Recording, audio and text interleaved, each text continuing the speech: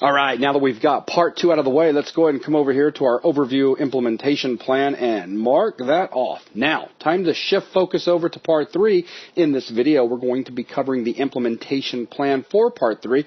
If you recall, the overview said that we needed to implement actor drawing, flicker, and animate at scale functionality, and we wanted to see a player graphic drawn on the screen by the end of that video showing flickering and scaling up and scaling down, and we're going to tie that scaling feature into our Xbox 360 controller so that we can use the A and the B button to control scaling up and scaling down. So that's what we're going to be looking at in this video, an implementation plan on how we can accomplish this. So let's go ahead and start out first by bringing up a fresh sheet of whiteness. So let's jump all the way up here, add a new one, and get busy.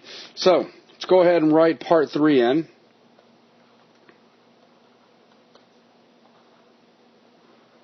So the plan of attack, first of all, we're going to, in the game class, add a player texture field. Why are we going to add this in, Logan?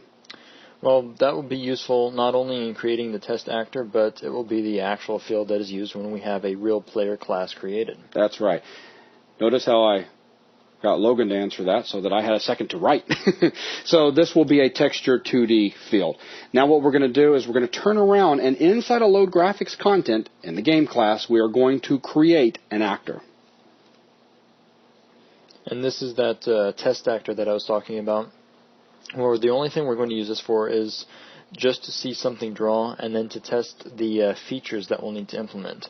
So it's not even based off of a player, an enemy, or a cell or anything. It is just a lone actor that allows us to see how things are drawing. And the reason we're creating it in load graphics content is because we need a texture to feed to actor. And we load textures in load graphics content. There you go. Then we're going to switch gears over to the actor class.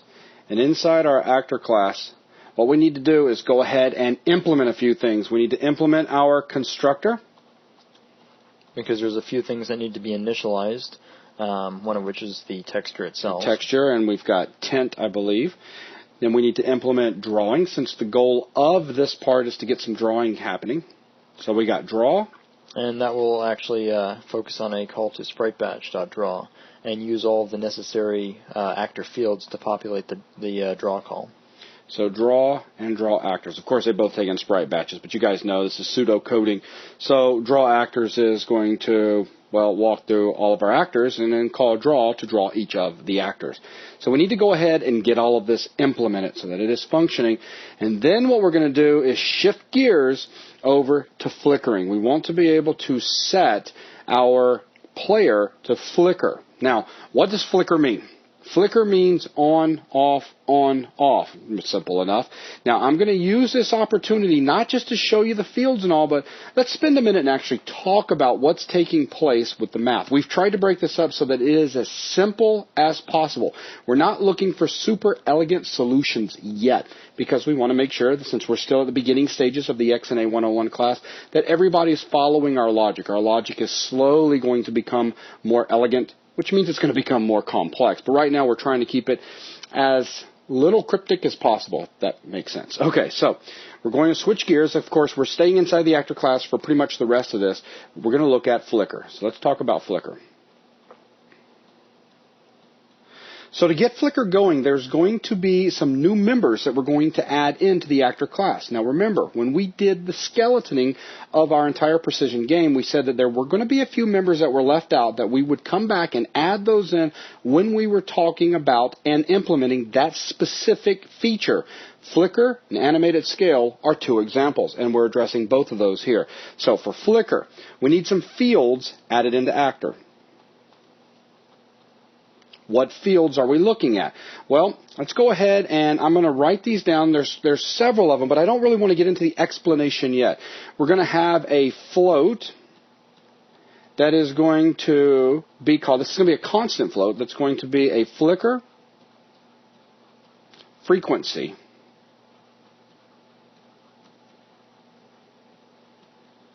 And there's going to be just a little bit of silence here as I write some of these guys down, because I really don't want to jump into an explanation yet until we can kind of present a big picture of what's going on. So a constant float flicker frequency. Then we're going to have a bool for visible. Then we are going to have a bool for flicker. And then we're going to have a double that is called next flicker update.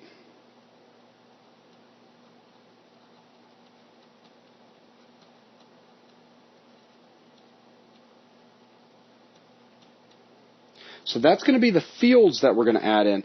Then we've got a property that we need to add in, which is called flicker. And it is going to be of type bool. So let's go ahead and put that guy in here, property.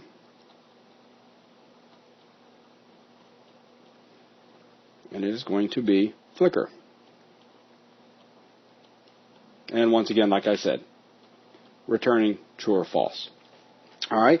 Now, we have got flicker code that's going to need to go into draw, and it's going to need to go into update. So we're going to, for methods,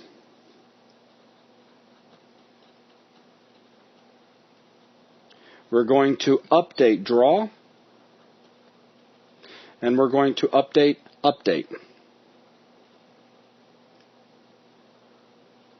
If I can write it. There we go. So these two guys are going to have flicker code at it.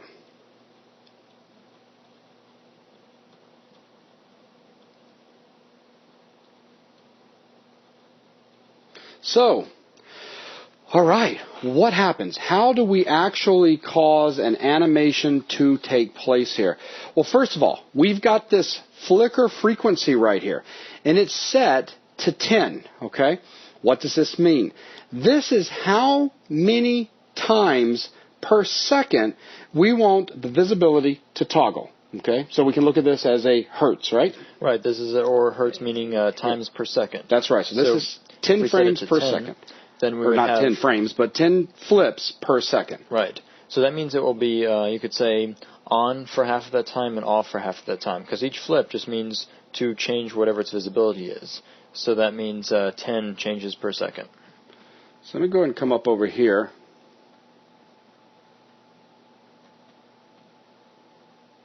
Let's take a look at some flicker theory. All right, so first thing, we need to find out if we're flickering. Well, how do we set flickering? Well, we have got a flicker variable that we can set, a flicker field. Okay, so we can say true. And this allows us, when we come into update, we can simply say if flicker. So if we know we're flickering, then we can start flickering. Well, what does flicker consist of? Flicker consists of draw and don't draw.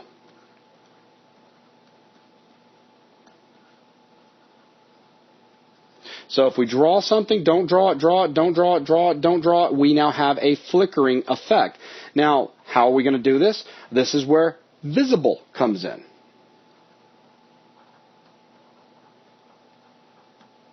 All we need to do is make a change to our draw that simply says if the actor is supposed to be invisible, so if visible is false, don't draw it. So if visible is true, draw it. So that's all we need to do is make that update to the draw method to account for that, and then simply set visible to true or false in the update. And by doing that, that's going to give us a flickering effect. Okay? But now how do we set this? That's the key thing. So what we're going to end up doing is needing to take a look at, well, what means are we going to go about toggling this? And we're going to use game time in order to determine if we need to toggle, if it needs to be visible, if it needs to be not visible. And it's basically all going to be based on a constant changing time, and we're going to use that with our flicker frequency to determine if we're visible or not. So let's talk about something that we have available to us in game time. So game time provides for us a total game time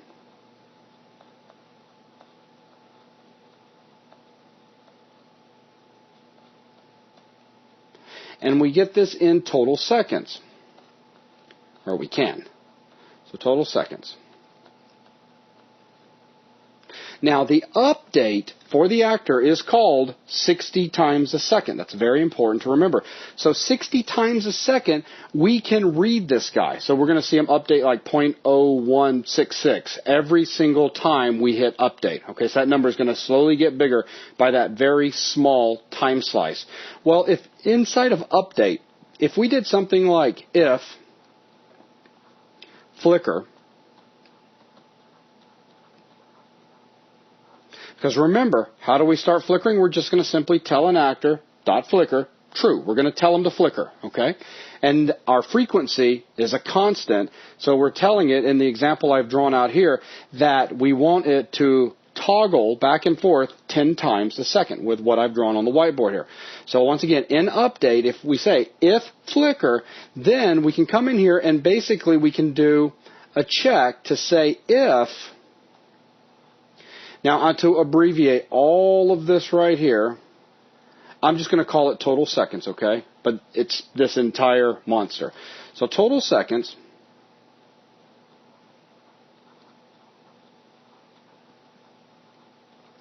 is greater than our next flicker update.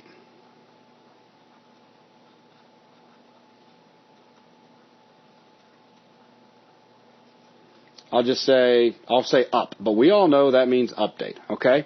Now, next flicker update is right here. Remember, we defined that as a double. So it's going to initialize to 0 when the actor is created, which means the very first time we set flicker to true, if the total seconds is greater than 0, well, the total seconds will be greater than 0 because the game will have run for a fraction of a second at this point in time. So this very first time through will be true. So what happens if this case is true? And again, remember, we are inside of update right now. So if this is true, what we're going to do is we're going to take visible and we're going to toggle it. So we're going to say it's not visible.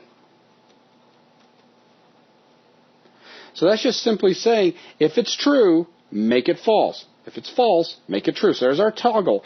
Now here's the key thing. We're then going to turn around and say that the next flicker update equals, now we need to grab our current time, so that would be total seconds,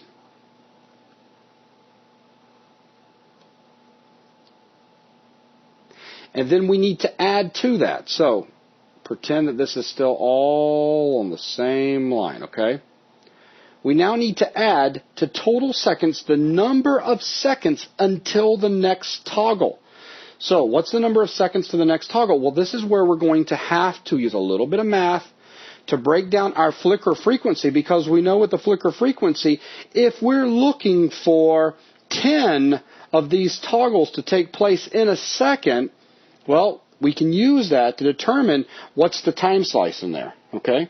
So how are we going to go about doing that? It's a very simple formula of 1 over, so here's the formula. Let me just jot it down over here. So 1 over our flicker frequency. So basically we need to get the reciprocal of whatever the frequency is. So if we know we want 10 per second, how do we get the slice for each part of it? What fraction of a second would one of these well, you got it. Well, if we said we wanted 1, so if our flicker frequency was set to 1, that means we're looking for it to be visible for a second, invisible for a second, visible for a second, invisible for a second. So let's take a look at this.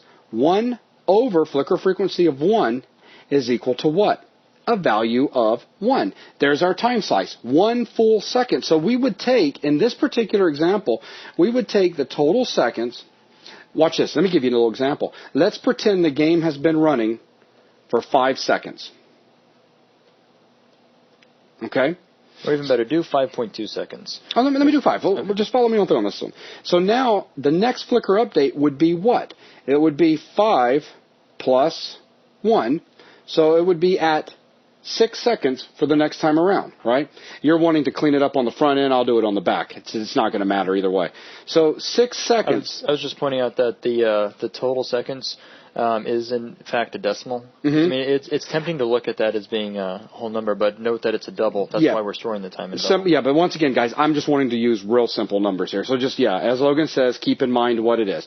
So anyways, here we are. So 5 plus 1 is 6 seconds. So basically what we're saying is that at 6 seconds, that's when we're going to toggle next. Because remember, when we come back into the update, it's all about right here. If we're flickering, does our total seconds, is it greater than the next flicker update? Well, we just determined that our next flicker update was 6 seconds because of this line right here where we said next flicker update equals our total seconds, which was 5, plus we used this formula over here where we said basically take 1 divided by the flicker frequency, which gave us 6 seconds, okay?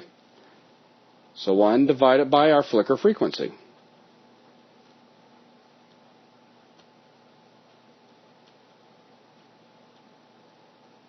Now, let's go ahead and finish this off and finish this off. Now, let's think about this. All right, so let's say we just came in here, 5 seconds, we just toggled visibility. So let's now say that the state is off, okay, so it's invisible. So now we come down here and we just set our next flicker update to 6 because it's a full second later because we're using a value of 1. So now we are going to hit this update 60 times over the next second, right? So basically it's like 0.01667. So the next time, the very next time we come through and we look at total seconds, a second ago it was 5. But now what is it? It's 5.016, okay? So is 5.016 greater than 6? No. So we're not going to toggle visibility so the state remains off. So we simply finish doing anything else we need to an update, but we skip this entire section right here, okay? Guess what? 1/60th of a second goes by again. We're right back in here. What's the total time? Well, we're just 0.016 further into the future, but we're still 5 seconds basically, right? So 60 times later, we've managed to get all the way up to 6 seconds. One more pass through that gives us 6.016. Again, I'm just rounding numbers. Please keep that in mind. So as soon as we get to that, now what are we looking at? We're looking at 6.016, and that is greater than 6. And because of that, now we have satisfied this if statement with a true return from the expression, so we step inside of the if statement, and what are we going to do? We're going to start out by toggling our visibility. Our visibility is currently off. Since it's off, the toggle of off is on. And then what do? We have to figure out what the next flicker update is. Well, it's the total time in seconds, which right now happens to be 6.016, and we're going to add to it 1 over our flicker frequency, which is 1 over 1, since we're only wanting to flicker once a second. So what's going to happen? We're going to add 1 to it, which means our new number is going to end up being, in this particular case, 7.016. Okay? And then the whole process starts again, meaning that 60 more times we're going to hit this flicker check inside of update, and for 60 more times our total seconds will not be greater than the next flicker update, so we will simply skip. Okay? So that'll happen 60 more times until we finally hit, 7.02 or 03, whatever, and we're greater, flip it again. So it would then go from on to off. Is this pretty clear, Logan? Right. The whole idea is that if you wanted to do a flicker toggle once per update, that would be very easy, because then that line, visible equals not visible, would just appear in update with no control structures around it. Right. The problem is you would be locked to a 60 hertz update, or whatever you set your game update rate Exactly. to. And 60 is already so fast that unless you have a very high-end monitor, it'll just look semi-transparent. It won't even look like it's flickering. So the idea is that we would want to specify some other value in hertz for it to flicker, so that we could slow the flicker down significantly and make it very apparent that it's flickering. And in order to set up that system, we need to do all of the calculations necessary to convert hertz to an actual length of time in seconds, and then add that length of time to the current time so we know what time to wait for. We know a span of time has to elapse, which could be multiple ticks, before we actually flip the value. So that way we can have a time-based delay between the times that we actually flip visible. That's right. I did want to throw this out there. They've seen, what if we wanted it to flip twice a second? So what would our flicker frequency be? 2, because that would indicate 2 times a second. So remember, the way we're looking at our flicker frequency is this is how many times per second we're going to flip. So if we wanted to do 2, it would be 1 over 2. So that's 1/2, 0.5. That makes sense. Twice a second. At the 0.5 mark, at the 1 mark, at the 1.5 mark, at the 2 mark. So there you go. Now we're flipping. Or what if we wanted to do something like, well, the example we got up above, 10. So we wanted to do 10 times a second, so it would be 1 over 10, which I'm quickly running out of space here. But I'll squeeze this in like this. So 1 over 10, and that means we're going to toggle 10 times a second, so 0.1. So if we took 1 second and divided it up 10 times, 0.1, 0.2, 0.3, 0.4, 0.5, all the way up to 0.1. So, 1.0. So there you go. 10 times in the second. So as you can see, the formula that we're using, very simple, and this is simply how we're converting that flicker frequency. This is where we're finding out the total number of seconds for that slice, and then we're adding that to the current total seconds of the game, how long the game's been running, so that we have a number to compare against every time we come through this part of the update method to see, has it been long enough for us to toggle the visibility. Okay? If it's visible, draw it. If it's not visible, don't draw it. Simple enough.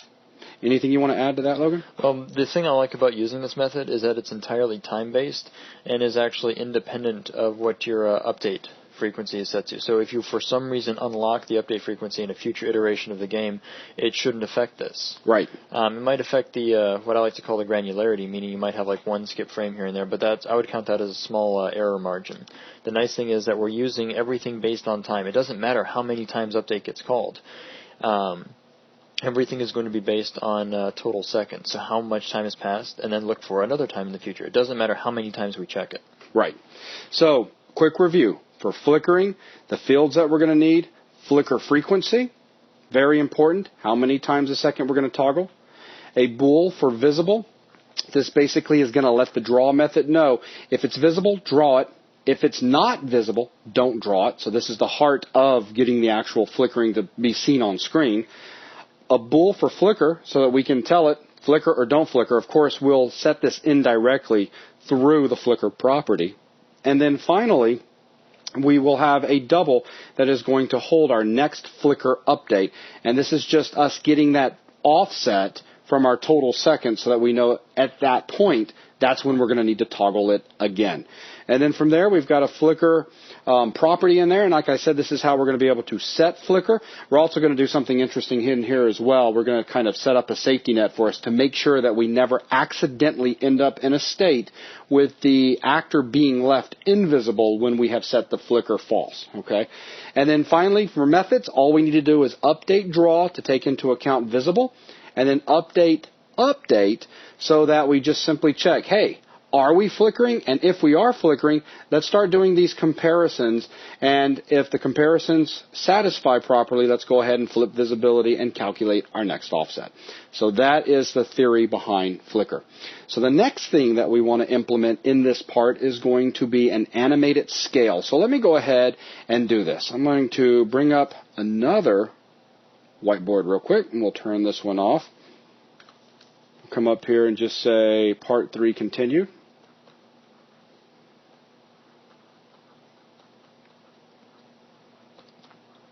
It's going to give me a full board for working on this one. That's a good thing. All right, so this is all about the animated scale. So 2 kinds of animation we get to do in this thing. This is awesome. So for the animated scale, first thing, once again, we're going to be adding in some more members. And let's start off with the members. Fields. What fields are we going to need to add? Once again, there'll be a little bit of silence here because I'm going to add these guys in, back up, and deliver the theory along with an explanation of why we need this. We're going to start out with a float for scale.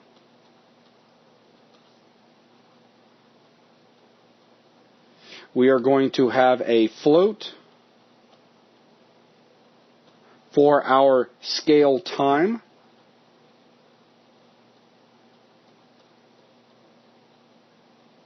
And we are going to have a float for our scale per second.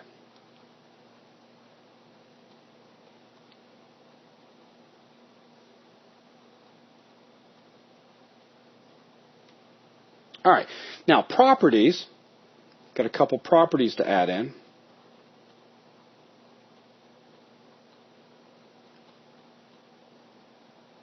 Our properties are going to be a float for scale. It's our indirect way of setting scale. And then we're going to have a bool for is scaling.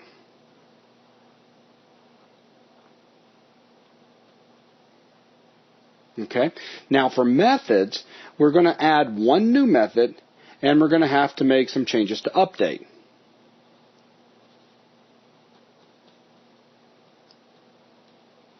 So the new method is going to be a start scale, and start scale is going to take in a float for target scale,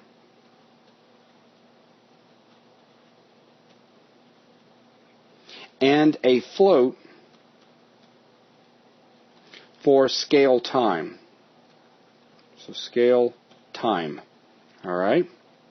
And then maybe throw an extra L in float. Did I miss? Oh, I sure did. Thank you very much. Okay. Now, we also need to make a change to update. And yes, this is the exact same update that we just got finished working with a second ago when we were putting the flicker code in. So inside, we're still inside actor class. Don't lose focus here. Okay, so we've got to get that in place. Then we're also going to need to make sure that we initialize the scale in the constructor. Oh, that's so important.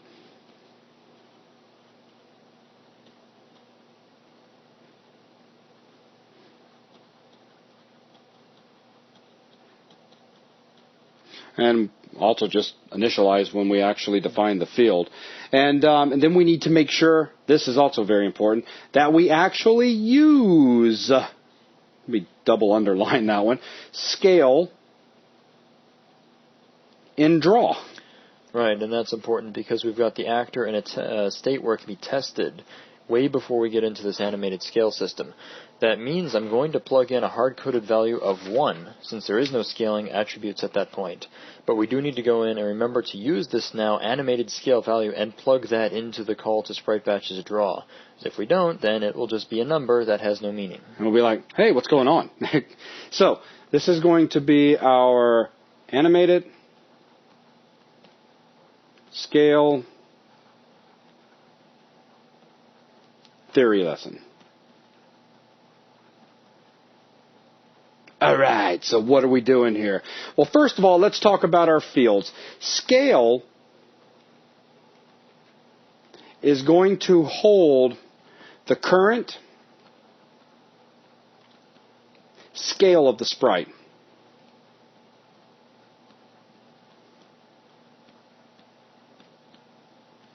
And we need to make sure that it is initialized to 1. Okay, when we start out, before we start scaling anything, last thing you want to do is have a player that comes into the game, and we're using this scale. This is the scale we're going to be using in draw. And let's say we forget to initialize it. Well, what does it initialize itself to? 0. What does a scale of 0 look like?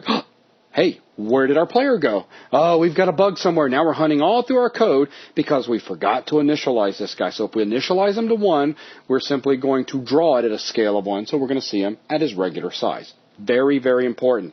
The next field that we had was scale time.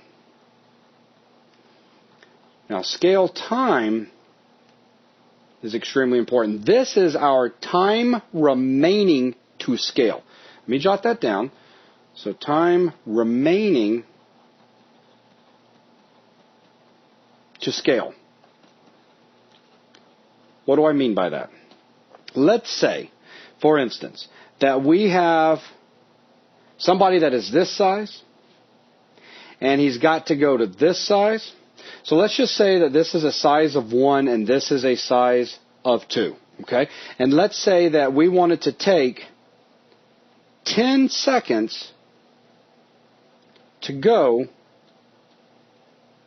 from our start size to our final size. So over 10 seconds, we're going to scale up 100%. We're going to double in size, okay? Now let's say that we are 50% along the way. So now we're at a scale of 1.5, right? So we're 50%. We need a way of knowing how much time is remaining for us to scale. Ta-da! That's what he's for.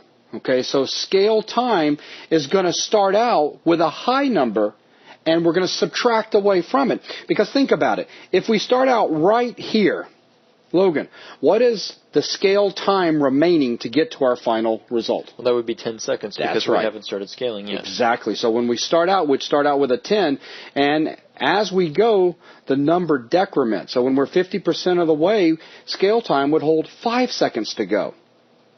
All the way down to 1 second to go. To 0. Okay? So as you can see, scale time is going to become very important because we're going to need to know, are we scaling? How much time left do we need to scale? So that's going to be a very important field. Now the next one that's important is going to be the scale per second.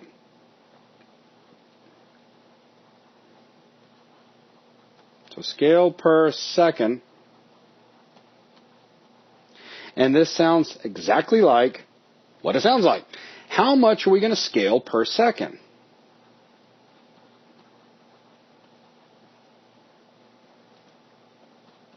So how much to scale per second?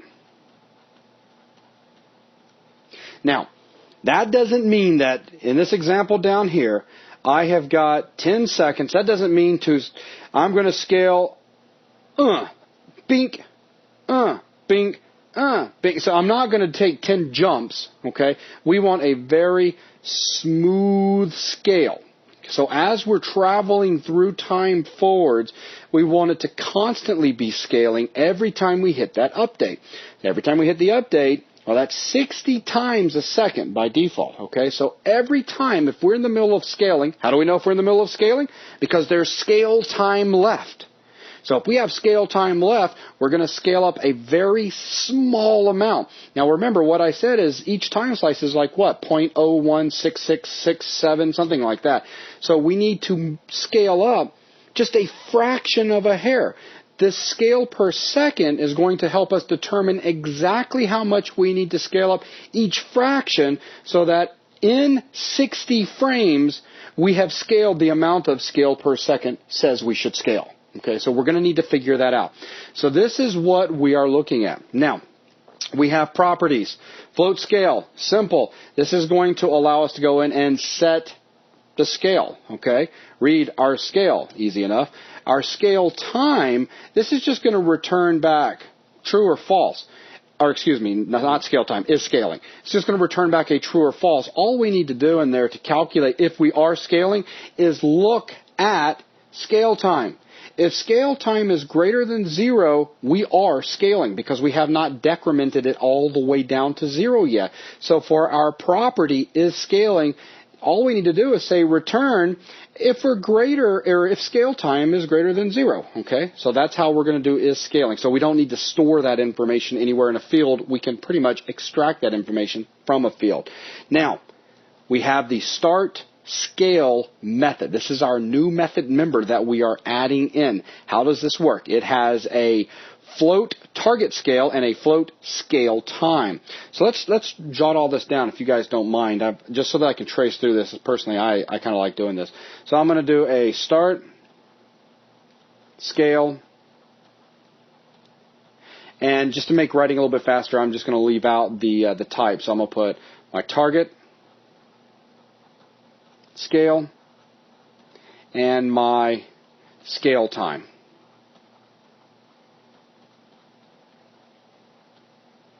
So what does this guy do? This is the guy that we're going to call on when we want something to start scaling. So we have an enemy, and we want this enemy to scale. You know what? Better yet, Logan, let's use my example at the bottom. Here we are with we'll call this guy an enemy. This enemy is going from a scale of 1 to 2 over 10 seconds. Okay, good enough. So what would our target be? This is our target. So our target scale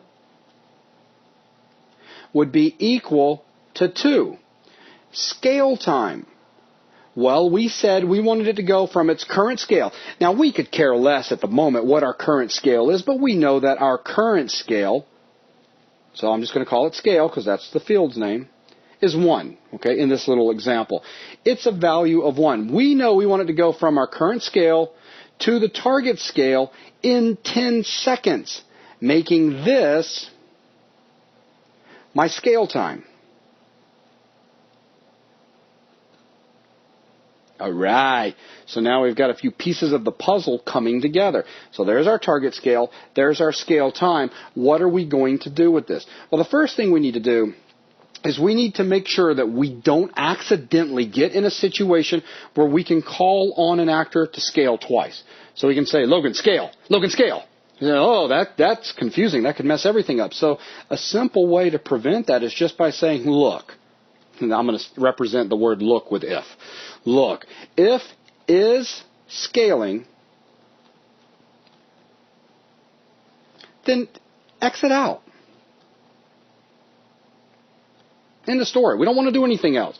That'll prevent us from getting into a situation of saying, enemy 1, scale, enemy 1, scale, and there being a bit of trouble introduced into our system. So now what are we going to do? Well, we need to take the scale time that's coming in, because this is where we are first starting to scale something. This is where we're setting it up. This is this point right here where a second ago I asked Logan, if we were right here, what would our scale time be? And Logan said, well, it would be 10 because we'd have 10 full seconds left till we reached our target scale. So, first thing we need to do here is take this dot scale time, meaning we need to take the field scale time and go ahead and set it to the scale time that just came in.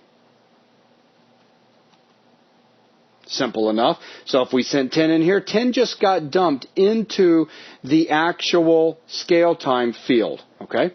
Now what are we going to do? Well, we need to figure out how much we scale per second. Very important. So we're going to say this. Actually, I'm not even going to say this because we know that we are talking about the actual field. I'm just going to say scale per second. So scale per second, if you want to visualize it as saying this dot scale per second, that's good. I'm sure that's how we'll code it. So how much are we going to scale per second? Let's figure out that amount. We're going to do this with a very simple formula. Now let me decide where I want to show this very simple formula at. Watch this. What we need to do is we're here. We need to get here. And we need to pull that off over 10 seconds. So I'm going to rip this all up if you don't mind. So we're going to go from 1 to 2. How do we do that? Well, first of all, we need to know how much we need to scale. So what needs to take place between here to get to here? So you could say, well, let's simply take the big guy minus the little guy, and we're going to find out exactly how much we need to scale. So if we said take where we want to go, value of 2, and take where we currently are, 1, how much do we need to scale up? Well, we need to scale up 1. Okay? In this particular case, let's say we want to scale up to 5. Then we would need, and if we started out at 1, 5 minus 1, we'd need to scale up 4 times to get there. All right? So now we know how much we need to scale, and we need to scale this amount over 10 seconds. Well, at that point, it's real easy to figure out. We can simply say, divide it by our scale time. Well, our scale time's 10.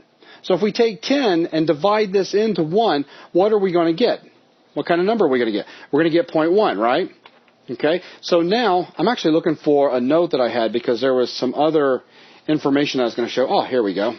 There we go. I just wanted to demonstrate a couple of things. So we know, as I just said a second ago, let me continue on my conversation now that I have found my notes. That's what I get for doing this blindly. So we know that by taking this right here, we're going to end up with 0.1. Well, what does that 0.1 represent? That 0.1 represents how much we need to scale per second. So we're going to end up with 0.1 being that slice that's going to be stored and scaled per second in the field. So now let's go ahead and figure up exactly what the code's going to look like. I mean, I've already specified right here, we've got a target scale, we've got our current scale, right? And we now know our scale time as well, this guy right here. So let's turn that into some code. How about we say that our scale per second is simply equal to our target. So our target scale, that's the big guy, minus our current scale. Okay, that's this guy, just scale. And now we simply divide this by scale time.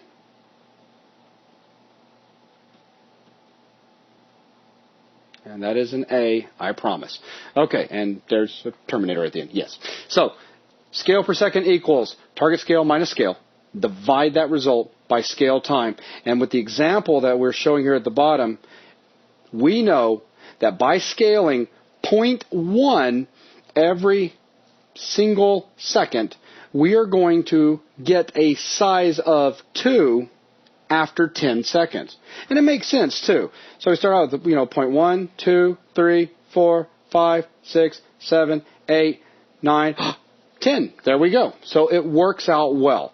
Now, all this is done is it has set up 2 key players as far as I am concerned. And here are the 2 key players. The 2 key players is I need to know how much more time I'm scaling, and I need to know how much I scale per second. Okay? Scale, the guy at the top there, he just holds what our current scale is. Now, that's it. So this right here is going to wrap up this guy. Now I need to use this scaled per second and actually cause this guy to begin scaling. How do I do this? I need to visit update. Remember right here? In methods, we're going to create a start scale member, and then we're going to go in there and we are going to fiddle with update by adding a very small bit of code. So let me go ahead and undo that right there, and I'm just going to check, Logan, if there happens to be anywhere left on the screen that I can draw. Okay, I have a very small amount down here. Let's try to use this. Inside of the actors update, the virtual update method, we're going to add the following. We're going to say if is scaling. What does is scaling do, ladies and gentlemen? It's a property that simply queries to see if there is scale time remaining. Okay, if scale time is greater than 0, we better be scaling because we've got some time left to continue growing. Okay, so if we are scaling, then what? I'm going to start my bracket over here, Logan, because I just don't have much room left. We're going to do the following. We're going to say take our scale. So this dot scale. So we're looking at the local field. And we're going to say add to this scale, because this is the scale that's going to be used directly in our sprite batches draw. Okay, so let's add this. Let's make it a little bit bigger. Now it better be a very small number bigger, right? So what are we going to say add to it? We're going to say take the scale per second. Okay, that's fine and dandy, but once again, we're hitting this update method 60 times a second. 60 times. We're only allowed to scale in this example that we've given 0.1 in a second. So what we need to do is take this value and watch this. We're going to multiply this. And now I'm going to go ahead and cast it to a float. because it'll need to be a float because scale per second is a float. But now what am I going to cast? What value? Well, we saw a second ago that game time had a total game time. And this allows us to get out milliseconds, seconds, etc. of how long the game's been running since we started the game. What if I wanted to be able to see how long it's been since the last time I've called update? So what's the time between the last update and this update? I can get that information by saying game time dot elapsed time. So elapsed time is how long has it been since the last update. Now, how would I like this information delivered? I would like it to be delivered to me, sir, in total seconds.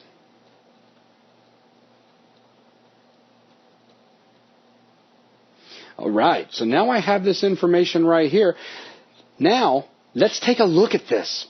So, scale per second. So I'm going to use this space over here if you guys don't mind. My scale per second, so let's say I start out with a scale of 1, right? My scale per second is 0.1. Now I'm going to multiply 0.1 by the time that's elapsed since the last update, which we're going to say is like 0.00. I've been saying 0.01 all this time. Let's just do this. So, is 0.0166. So there you go. So yeah, that's what we're looking for. I was right. I actually just threw myself off. I'm looking at too many numbers right there. I've been saying the right thing this whole time. Well, there you go. Now you've gotten the privilege of seeing a calculator and me showing you where I magically pulled that number out of the air by taking 1 and dividing it by 60 because there's 60 times we hit update in that second, which gives us 0.0166. All right, so let's say 0.0166. So let me go ahead and I'm going to give Logan a heart attack here. Let me introduce some of my own floating point problems. I'm going to say 0.017, okay? So if I come over here and say times 0.017, what's this going to give me? Let's pull up the calculator and find out. So 0.1 times, it's going to be a nice small number, 0.017 equals 0.0017. We already know it's going to be just a fraction higher, but we're all just going to accept that. So 0.0017. 0.0017. All right. So what does that mean? Well, think about it. As I just said, update's called 60 times a second. In a second, it needs to scale 0.1. Let's check our math. 0.0017. I bet if I did 6.5 it would look better. But let's do that. Times, that's a times, I promise, 60. Because it gets called 60 times. So in 60 times, what is this going to equal to? Well, let's find out. So we'll come back over here, multiply that by 60, and it better be somewhere very close to 0.1. Okay? Just a fraction of a bit higher because I did that rounding up. So equals, check it out, 0.10. All right, I'm going to forget everything after that second spot. So we'll come back over here, and we've got 0.10. Hey, in 1 second time, we will have scaled, we're going to have scaled 60 times because we have drawn that sprite 60 times, but every single time that sprite got 0.0017 bigger. And in a full second's time, it was actually 0.1. So it scaled up 0.1 in a second. Okay? Well, that's fine and dandy, but we know over 10 seconds we want it to scale up a size of 1. Because remember, we went from 1 to 2, and because of that means we needed to scale up by a factor of 1, right?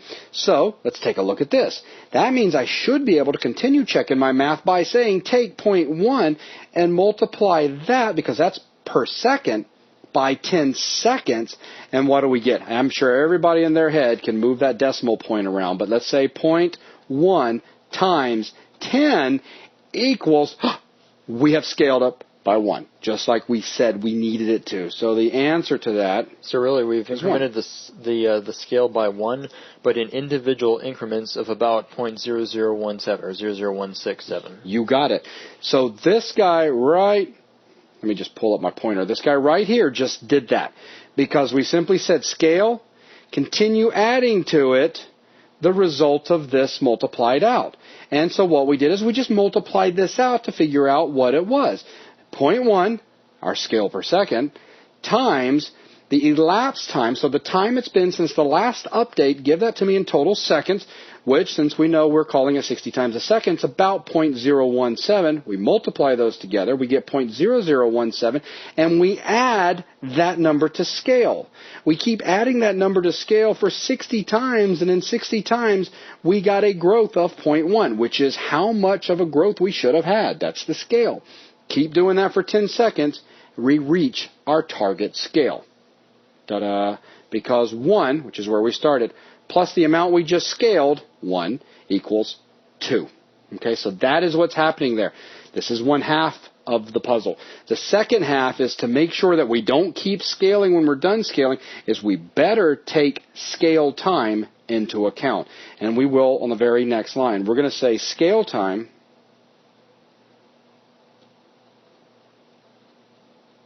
and what did I say earlier? It starts high and needs to count down because it's how much time do we have left? We started here. How much time is left? Well, all of it. Now we're here. How much time is left? 50% of it. So let's take scale time and simply subtract. So minus equals, and then all we need to do, once again, float, game time. I'm sure everybody sees exactly what I'm about to write. Elapsed time. So elapsed, it's actually elapsed game time, but just abbreviate here. I'm abbreviating. So, and the same thing's right here. Elapsed game time, elapsed game time. I'm just pointing that out. Elapsed game time, dot, and then once again, give me total seconds. So I keep working with these same little slices. So guess what? As we are going up the right amount here, we are going down the right amount here. And of course, we could be scaling in the other direction too. This is going to allow us to scale nicely both ways. I was going to point that out in the end, but you can check the math because I mean you may be wondering if this will actually work for scaling backwards, meaning scaling down. Mm-hmm. But if you look at the math, if you were to look at the example with going from a scale of 1 to 2, and then the math done from target to current, where you have the 2 minus 1. What if you flip those? Mm-hmm. If you had 1 minus 2. You would end up with negative 1. So now we need to get smaller. And that negative from there on out is going to mean we'd end up with something like negative 0.0017 per second, and that is going to be a scale down. That's right. So that means it will, in fact, work perfectly for scaling down. That's right. So it works out beautifully. So let's go ahead and close because, believe it or not, that is all that we need to do inside of the update method in regards to updating it so that it handles actually scaling. So very simple two-liner. Are we scaling? And remember, scaling is relying on scale time being greater than 0. That means there's time left to scale. So let's scale it and make scale time smaller until scale time finally reaches 0. And we're at a point where, no, we're not scaling. We're done scaling. And that is how the animated scale will work. So in the end, we will simply, that's a lot of stuff. We'll simply be able to say, look, this actor, start scale. We want you to go to this size over this length of time. The end, and it just takes care of it. Beautiful stuff. Once we get that set up, let's see, anything else we need to take care of? No, I think that's everything, Logan. Right, you've already noted to make sure we use that carefully obtained value in the drawing. But once we do that, then we have a visual scaling taking place. That's it. So, ladies and gentlemen, this is everything that is involved in part 3 of coding out precision. So we want to make sure that we actually see a player, and we want to make sure that we can see that player flicker. And we want to be able to control the frequency of the flicker by setting its hertz. And then we want to be able to... We're controlling it by a setting that's in hertz. There we go. And we want to be able to see an animated scale from a given scale, so whatever scale we are, that's our given scale, to a target scale over a pre-described amount of time, over a certain amount of time. There we go. So that's what we're looking for. So with that, I guess if there's nothing else you want to add, Logan? Nothing comes to mind. All right. So was I pretty thorough? Yeah, it's very impressed, actually. So let's go ahead and wrap this video up. Let's go ahead and jump into the next one, and let's let Logan put all of this together.